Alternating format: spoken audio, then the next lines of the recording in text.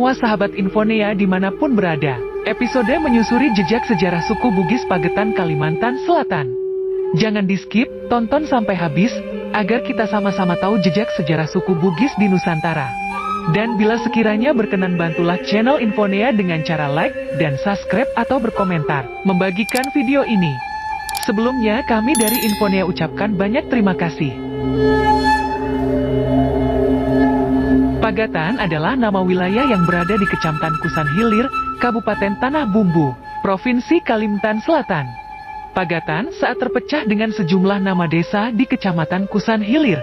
Namun dari luar kecamatan, warga masih menyebutnya sebagai Pagatan karena terkenal sebagai kota paling tua di Tanah Bumbu.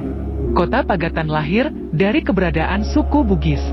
Hingga kini, Pagatan menjadi wilayah tertua di Kabupaten Tanah Bumbu dan paling banyak dihuni oleh suku Bugis. Dalam sejarahnya, Pagatan adalah nama sebuah kerajaan di masa Kesultanan Banjar. Kini Pagatan menjadi satu di antara kota yang ramai di Kabupaten Tanah Bumbu. Sejumlah tempat bersejarah dan kegiatan berpusat di Pagatan yang terus berkembang. Dari penyusuran sejarah, yang mana ditulis oleh sejarawan asal Belanda Nat Tegaal. Bahkan suku Bugis Pagatan bermula dari kedatangan pedagang Bugis asal Sulawesi yang juga seorang hartawan terkenal bernama Powono Deka pada abad ke-18. Nat Tegaal menceritakan dalam bukunya, kerajaan kecil Pagatan didirikan pada pertengahan abad ke-18 oleh pedagang Bugis asal dari Sulawesi yang bernama Powono Deka atas izin dari Sultan Banjarmasin. Kemudian Hasan Pangewa diangkat menjadi raja di daerah tersebut. Hal yang sama yang dicerita dalam Lontara Kapiten Lamaton, seorang menteri kerajaan Pagatan dan Kusan yang ditulis pada 21 Agustus 1868 yang menceritakan bahwa asal mula Pagatan dibuka oleh pedagang kaya dari Tanah Bugis tepat saat ini Kabupaten Wajo, yang bernama Pena Deke, yang tidak lain adalah kakeknya Raja Pagatan pertama, Hasan Pangewa. Dalam cerita sejarah Pena Deke berlayar menuju pasir mencari pemukiman.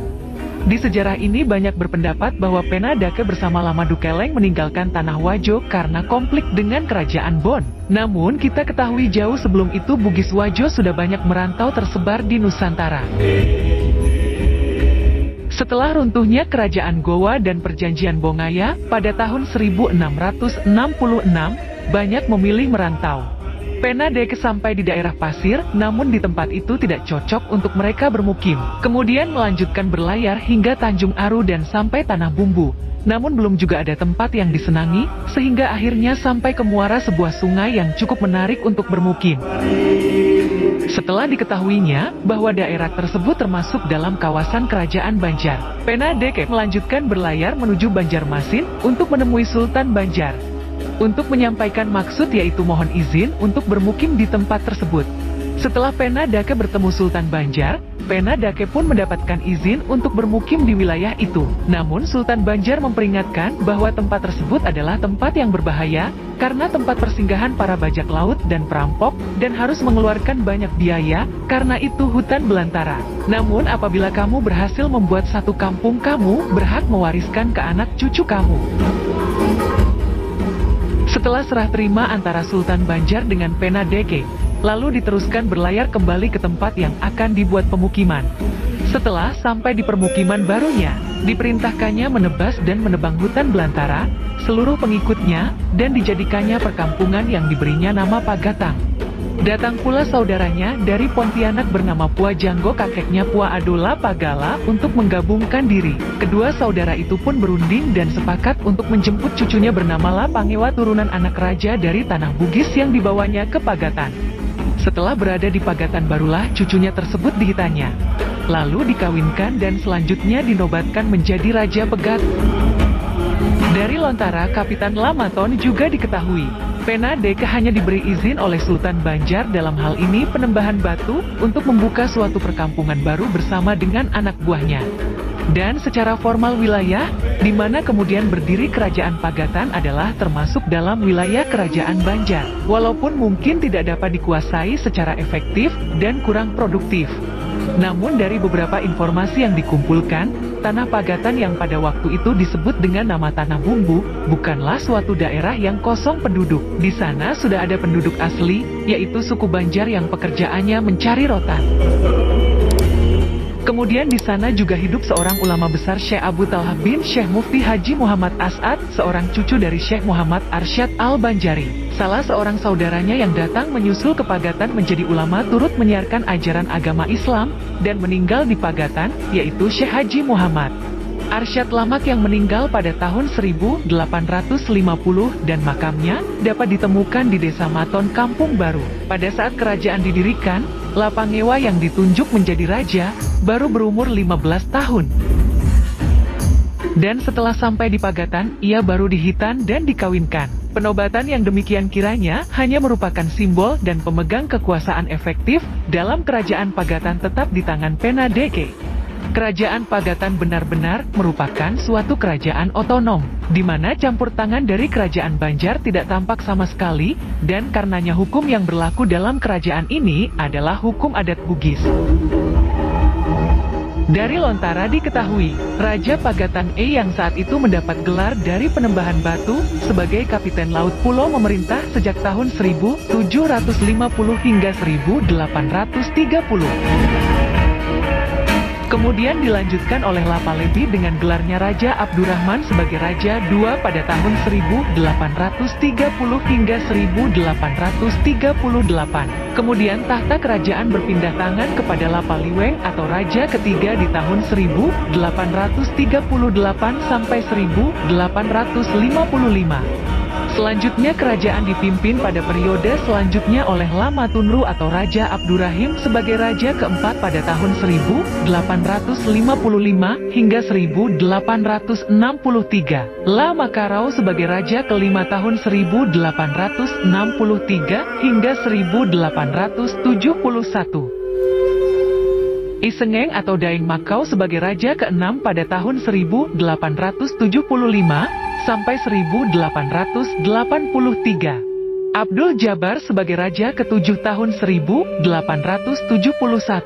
sampai 1875. Selanjutnya pada zaman Andi Tangkung sebagai Peta Ratu Raja Perempuan di tahun 1883 sampai 1893 sebagai Raja ke-8. Karena perempuan Andi Tangkung menyerahkan tampuk pemerintahan kepada sang suami untuk memangku jabatan kerajaan dengan menyandang gelar Pangeran Mangkubumi. Seraya menunggu saudara lelakinya Andi Salo cukup usia untuk menyandang gelar sebagai raja definitif ke-9.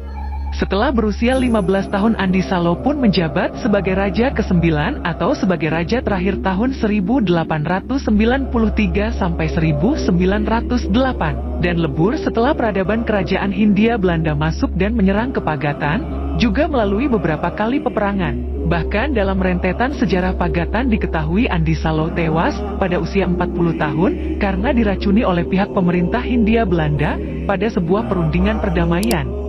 Sebagai generasi penerus, Andi Salo meneruskan keturunannya hingga sekarang. Melalui Andi Genggong atau Haris Fadilah tahun-tahun 1892 sampai 1967 kakek Andi Satria Jaya. Kemudian Haji Andi Usman tahun 1922 sampai 2004 ayah Andi Satria Jaya. Meskipun kerajaan Pagatan dan Kusan yang sempat berjaya di era tahun 1750 sampai 1912 terletak di Desa Maton Kampung Baru Pagatan itu telah tiada dan kini hanya menjadi bagian sejarah cikal bakal terbentuknya Pagatanan dan cikal bakal kabupaten Tanah Bumbu setelah terpisah dari Kabupaten Kota Baru. Namun peradaban masyarakat suku Bugis terus berkembang seiring perkembangan zaman, dengan tidak menghilangkan tradisi dan karakter kesukuan mereka. Hal ini terlihat dari perkembangan budaya yang masih dipertahankan hingga turun-temurun sekarang ini, seperti di setiap peringatan hari besar keagamaan, pernikahan, hingga ritual tahunan mapan retasi Pagatan sebagai bagian warisan leluhur mereka, bahkan memberikan pelajaran khusus tentang tata cara penulisan tulisan Bugis, hingga bisa membacanya kepada generasi muda masyarakat suku Bugis. Dalam adat budaya suku Bugis, sangat erat dengan ritual religi Islami, yang dikemas dalam sajian kesenian tradisional Masukiri atau pelantunan riwayat Mualid Nabi Muhammad Shallallahu Alaihi Wasallam, Syalat hingga Asmaul Husna, dengan menggunakan alat rebana jenis terbang berukuran besar secara kolosal. Kemudian tradisi Silelung Boting, Mapanre Dewata dalam upacara pernikahan tradisional adat Bugis, dan beragam adat budaya Bugis lainnya yang selalu lestari di Tanah Bumbu. Selain itu, sebagai situs sejarah yang tertinggal, saat ini masyarakat suku Bugis Pagatan, dan juga masyarakat Tanah Bumbu pada umumnya, masih bisa melihat makam para raja-raja Pagatan, dan keluarganya yang ada di desa Kampung Baru Maton, eks-areal Kerajaan Pagatan.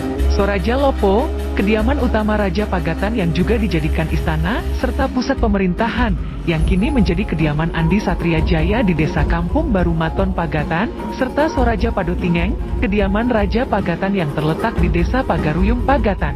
Sementara Soraja Pute yang terletak di pusat kota Pagatan dan Soraja Malangga yang dulunya terletak di penghujung muara Kampung Baru telah hilang ditelan zaman, karena mengalami kerusakan yang sangat parah tidak terawat. Disadari atau tidak, dari kerajaan itulah masyarakat suku Bugis Pagatan terlahir, berkembang seiring zaman, membaur dengan masyarakat suku Banjar dan Dayak sebagai suku pribumi. Memiliki daerah-daerah sebaran tersendiri, membentuk populasi baru di setiap zaman. Bahkan mereka pun enggan disebut sebagai masyarakat suku Bugis Sulawesi, meskipun nenek moyangnya adalah mereka yang terlahir dari tanah Sulawesi. Tapi itulah kehazanahan Tanah Bumbu. Perbedaan menyolok antara Bugis Pagatan dan Bugis Sulawesi pada umumnya adalah terletak pada logat atau dialek bahasa mereka. Jika Bugis Sulawesi memiliki nada percakapan berirama dan mengalun, tidak demikian dengan Bugis Pagatan, di mana Bugis Pagatan berbahasa tegas dan lugas tanpa memiliki intonasi dan irama yang berlebihan.